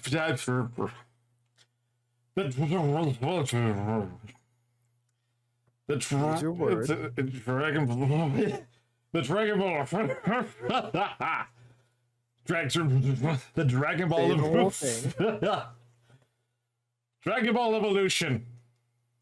I don't even know why you suggested that. F tier. Didn't need to be said. You want to know what's hilarious? So the only reason why I watched this movie, the only fucking reason why is because Team Four Star did a commentary on it and they ripped it apart wholesale, and it became a little bit bearable with them. Like, Yeah, it's not even worth it. Yeah, is Golden Boy on the list? Ooh, if Golden Boy is not on the list, I will. I'm pretty sure Golden Boy is on the list. I don't think Golden Boy's on the list. Nope. Golden Boy is not on the list. Not on the list, apparently. I know what my next recommendation is. If you want to take this one. So yeah, I'm. Okay. So my recommendation is going to be Project Aiko.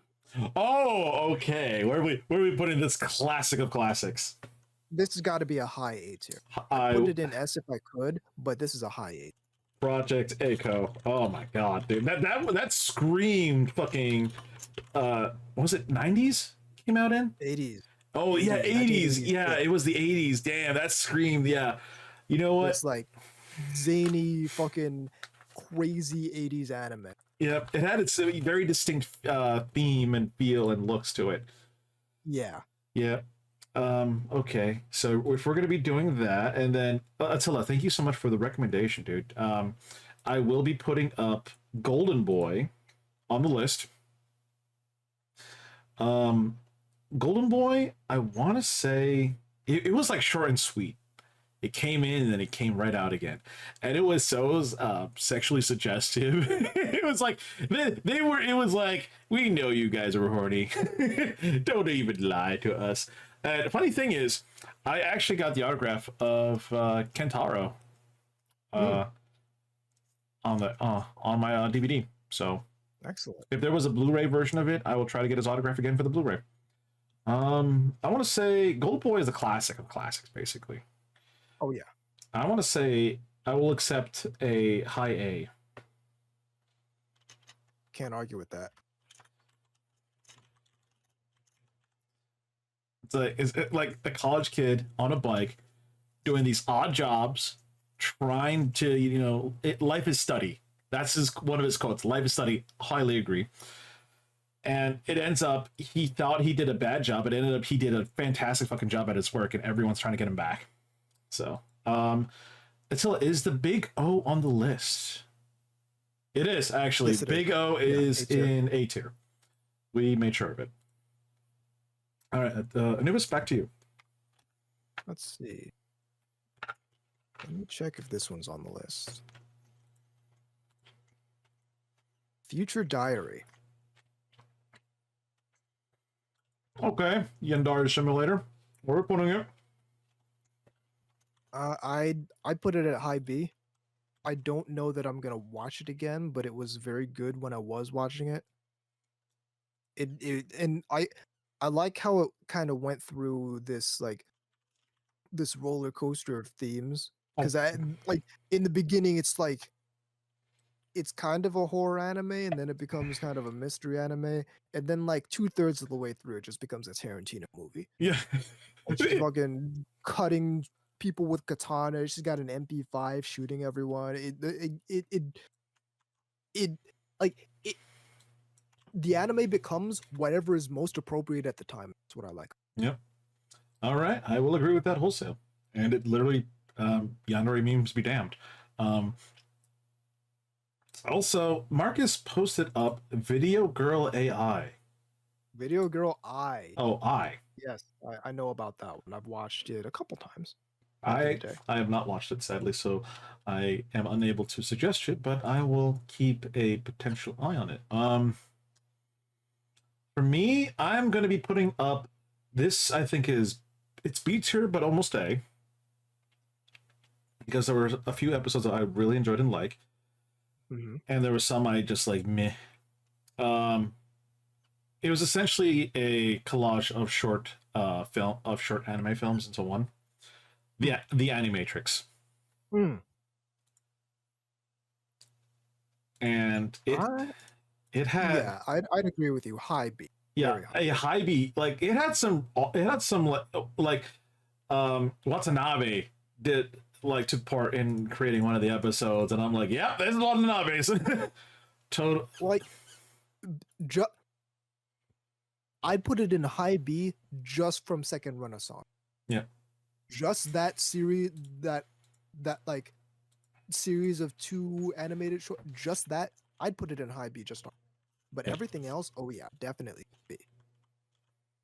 Yeah, like it's all about essentially the short stories of the Matrix, like the Renaissance, the second Renaissance, the first and second Renaissance era was basically a background story of what happened, how the machines took over, which was fucking nuts. Yeah. And I really wish we got to see more of that in like an anime or something like that, because that was fucking that was worthwhile to dive into. Like how the machines, they were servitude, and then they started developing, what's that term? Sentience, and they wanted to be their own person. And humanity's like, oh fuck no, oh no, we're not playing this game. And then and then the machines literally, they were getting massacred to shit, trying to do their own rights. So they fled into the desert, making Zion their city. And then they still wanted to try to have friendship with the humans, but humanity's like, oh fuck this, you're fucking royally screwing up the credit system, because they were scared. Yeah, they were scared. And it's crazy because it's like the battle was fucking nuts. Like you got to see, it's like it was a literally one-sided battle. Literally a one-sided battle. So but yeah, I definitely recommend checking it out. The first and second Renaissance were really good episodes. Also, the world record with the runner, that was a good one. I for me personally, and the detective story was also a good one. So, but yeah, it's like, it was like back then we had a lot of Matrix stuff happening, and that was a good one. I'm surprised no one put in Astro Boy. I haven't watched Astro Boy. I don't really, I know of Astro Boy. I haven't watched Astro Boy.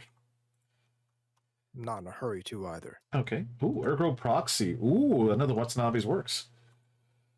Yeah, I think I gotta rewatch that. I hadn't seen that in a long ass fucking time. I have to rewatch it. All right, Anubis, you go. I am gonna go ahead and suggest a Video Girl I. I'll put that in like mid-level B tier because it's It's definitely solid. It's definitely worth a watch for people into romance anime. Okay, But it's not it's good, but it's not the best in the genre. gotcha. It's not even the best romance anime of that era. Okay. But it's worth a watch, more than worth a watch. People are making suggestions now, which again, people like, if you guys want to make suggestions, type it in the chat, and you might actually keen our interest here. DNA. Oh, that. I know exactly what Oh, I know exactly what you're talking I know about. exactly. God. Didn't finish the entire series, which I need to, Mm. but I know exactly. I know exactly what anime is talking.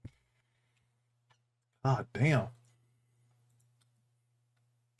Let's see here. What else can I recommend here? Like, I know I got Jinro up there already.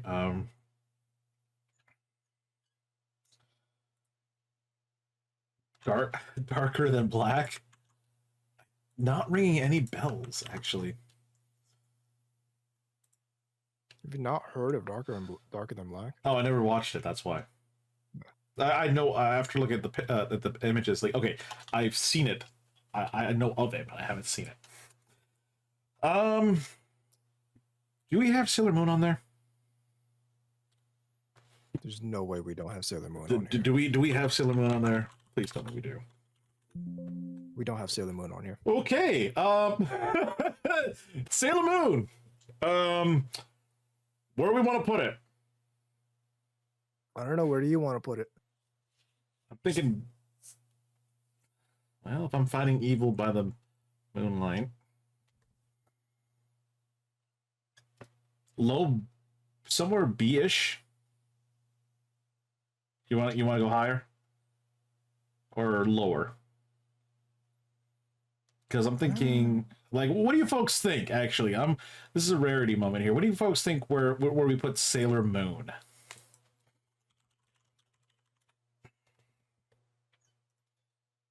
Well, so here's where it comes.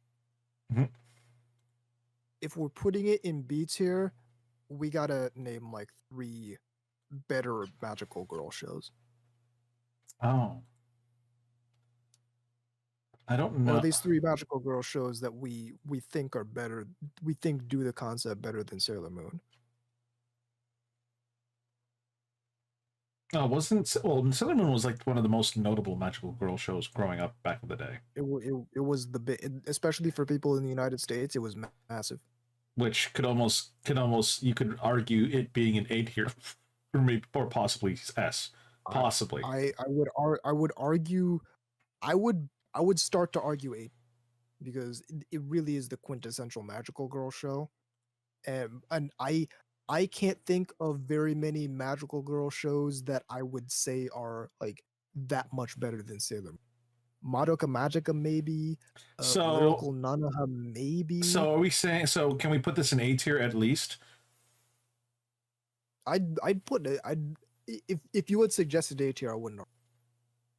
Yeah, I'm thinking about it. It's like they're really like magical schoolgirl or magical girl. And Sailor Moon. to be fair, It's like, I don't necessarily know. I like Magical Girl is not necessarily my. I don't watch a whole lot of Magical Girl shows habitually, but like I can't think of any very many Magical Girl shows that I would say are that much better than Sailor Moon. I can think of a whole lot that are probably comparable. yeah, But Cardcaptor Sailor Sakura. Moon with its status as a classic, like Cardcaptor Sakura would be equivalent. Madoka Magica would be equivalent, maybe a little better. I don't know. Well, actually, hold on. Lyrical Nanoha would be equivalent. Hold on here. Are we considered S tier because of the fact that it basically was the everything tied to the magical girl entirely can be tied back to Sailor Moon? No, because Magical Girl goes back much further than that. Can we do tied into the putting it magical girl in the forefront then? Not really.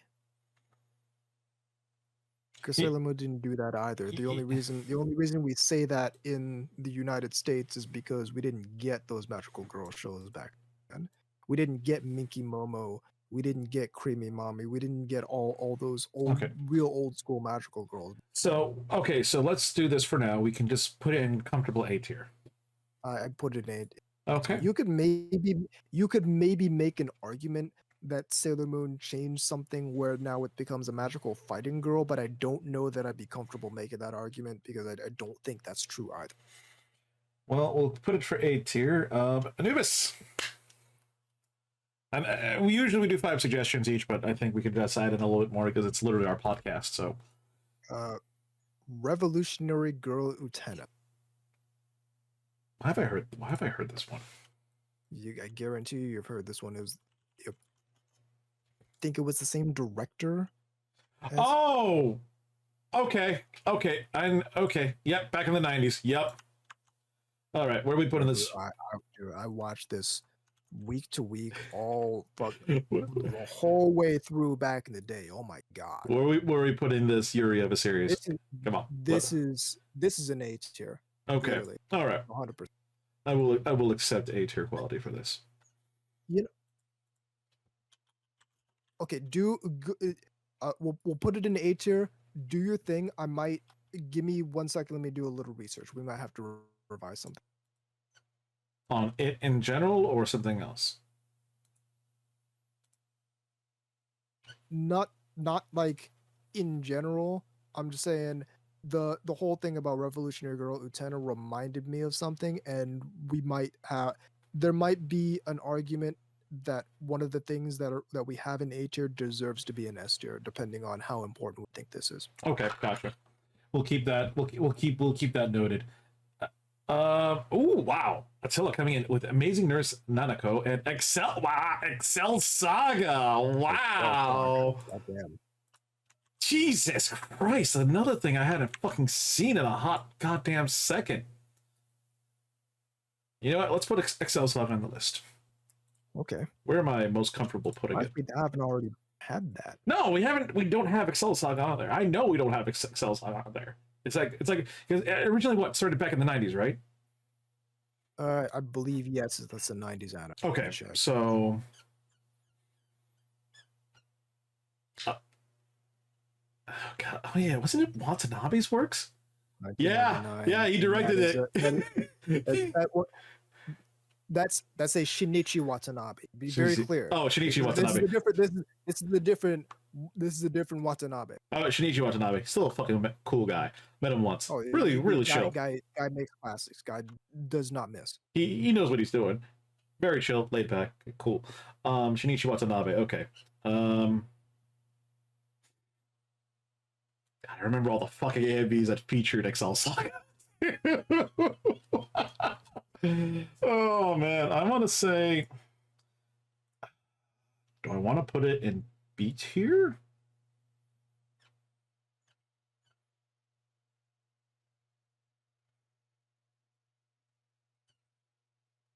You comfortable it in B? I'm comfortable with it. Yeah.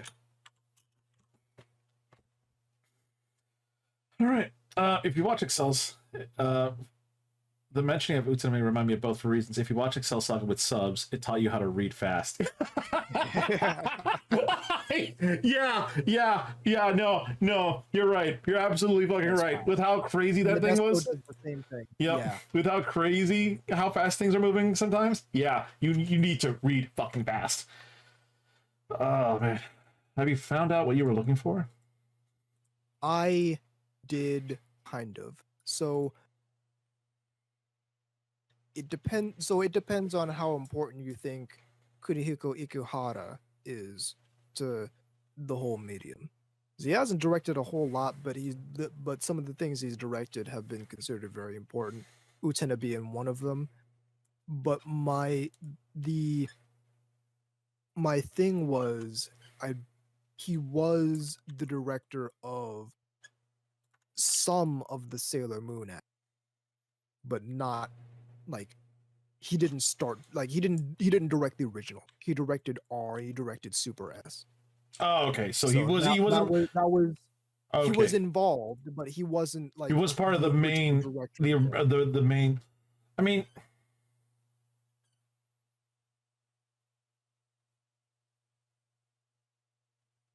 Are we going to include the Sailor Moon recommendation as a whole, including R, S, and all that, and Super and all that any stuff? Because this That's all up to this you. this That's up to either way. I don't know that I would put Sailor Moon R and Sailor Moon S up on S tier just by virtue of them being directed by Ikuhara. Because again, like I said, his it's he like, hasn't directed a whole lot. Most of his claim to fame comes from Utena. well, again, if we were putting it that, then Cowboy Bebop should have deserved S tier, just for the fact that Watanabe made magical love with that fucking anime. Um, That wasn't his first time I directing an anime. That was Macross Plus, and that's the reason why it's in S tier, as well as the fact that that was the first collaboration between Shinichiro Watanabe and Yoko Kanno. We've been over this well, before, Panda. well, okay, we'll do this separately then. We can put in Sailor Moon R. We could put in Sailor Moon R and S and stuff like that because If you're he did okay both. with Right? that, He did but well. he did. Let me Yeah. just make sure, because yeah, Sailor Moon R, Sailor Moon S, and Sailor Moon Super S. I believe that was all Ikuhara. But I'm saying I'm not even gonna. If we were to separate them out, I'm still not gonna say that they Yeah. deserve to be in A tier, in S tier. Just No, just based off the fact that Ikuhara directed them. My thought was, oh, I know Ikuhara has directed some important anime, but it turns out like the only one is Utena. Attila posted Macross was the blueprint. Cowboy Bebop was the refined product. Macross was the blueprint.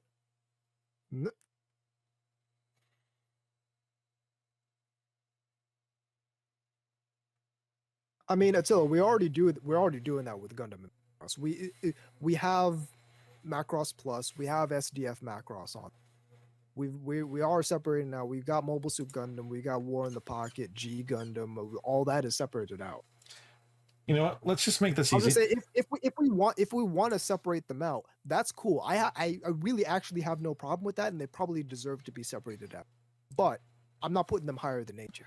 We'll review this in a later thing. We'll talk about this off stream if we want to separate it because there were some seasons, some series that were fucking fantastic, and others were fucking fell flat on its fucking face. Do we have Gundam 00 on here? I think yeah, Gundam 00 is in B tier. We could separate that out, but really that's attempted. Like there's Gundam 00 and there's Gundam 00 second season. It's one anime. Oh my god, Blue Seed. Wow. Is it my turn? I forgot what I was gonna suggest. Let's make it the last one. Your last suggestion. Okay. I'm just happy I put Gundam and Dragon Ball Evolution on the fucking F tier, where it deserves. I'm not happy that you mentioned Dragon Ball. Why does it deserve to be on the list at all? Well, the F tier is reserved for do not ever watch this shit ever. Under no fucking. This is a warning. We are warning people. Yeah, it's an important point to make. Yeah, that it shouldn't be. It's down exactly. There. It is down there for a reason. It deserves to. It deserves to be down there for a reason. Let it be down there. Like again, the only reason why it was bearable to watch because Team 4-Star made a commentary and they were ripping the shit out of it, and it was fucking fun, hilarious. Them just ripping into it. Oh my god. Avatar: Last Airbender movie was shit. Are we gonna start getting into the is Avatar: The Last Airbender an anime argument? Because I got energy for that argument. Let's not, please. So we do not want to fight that battle right now. We don't want to fight that. The moment live action was allowed to be out on the board, that left room for Dragon Ball Evolution. Yeah. Really, we should have never left live action up as an option. That was everyone. Let it be clear that was not my decision. That was Panda. This is Panda's podcast. Everything is his fault. All right. Except Cowboy Bebop being in. Yeah, I love how you were like Dude. you own that. I'm like, thank you. Oh, I'll 100% take credit for that. But bring it to me. B- You have complaints about that? Bring them to me. Don't bother Panda with them. He thinks it should be S tier. I'm blocking. Um, Let me check if we have this what anime? so it goes by multiple names. I call it Moretsu Pirates because Bodacious Space Pirates sounds stupid, which is the English term. But the title is Bodacious Space Pirates. And I'm putting it in a solid B tier, a high B tier. It's an unexpectedly good sci-fi.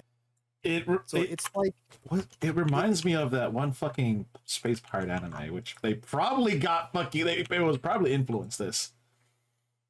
You know, space. There's probably several. there's like one of them made like significantly in the 1970s. They had like Lupin the Third art style. What? Space Pirate Captain Harlock. There we go. I could see some Captain Harlock influence. Yeah. It's probably a bit more. I wouldn't say it's more involved, but the influence is there. It's a little bit more down to earth than Captain Harlock probably is, but I guarantee you the influence is there. Yeah, but it's an unexpectedly good sci-fi. Yeah, like you look at this anime and it's like, oh, okay, cute girls in a spaceship. You don't expect it as it is. All right, so B tier, I will accept your B tier remarks.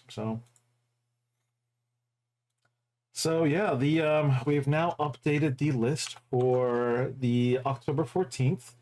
A few additions. We got a few additions even in the lower tiers now. So people, please believe that, again, no one should ever watch a Dragon Ball Evolution movie. And if you decidedly want to watch it for whatever fucking reason, watch the Team 4-Star commentary version with it. It makes it bearable to watch because they rip into it. They hold nothing back. They absolutely rip the shit into it. And it's hilarious how they ripped into it. I should check out but Space Pirate. I recall it being talked about a lot when it was aired. Yeah. But yeah, there's our recommendations here. The board segment is over and it will be updated in our Discord area. So we are not gonna if we is Avatar an anime argument, I don't have the energy for that. Let's not fight that battle now. There's a lot of anime out there that we need to put up on the board here. Battle for another time. That is a battle for another time. We have a lot of anime out here that we can put out on the board that's created by anime studios and not by Nickelodeon. Yeah, which again, Nickelodeon did a damn fine job on the Avatar Last Airbender stuff like that. I will give him credit where credit is due. Not an indictment. Not an indictment. On the quality of the Avatar: The Last Airbender. We're not indicting them. We're just saying. Not an indictment whatsoever. But we're not anime made by anime studios and not Nickelodeon. Okay, so other than that, I think that's about it, folks, for today. Again, our podcast will be uploaded on my YouTube channel. If you guys missed out on it, usually uploaded a week later. So again, if you miss out on it, no worries, you can still check it out. And now the podcasts are done by episodes. They're not done by the dates or which they are recorded. So they're done by episodes specifically. Anubis, any last words you want to say? No. Sony continues to be salty, but we all knew that. Yeah, we all knew that. For myself, you know what? We got some solid. You know what? If you're looking to watch some anime out there, the list is actually starting to get pretty good. Watch Project A-ko. Oh god, yeah. Project A-ko. Oh god, yeah. Come on, yeah. But thank you all so much, Anubis. Thank you for being here as well. And to everyone out there, keep being awesome, keep being amazing.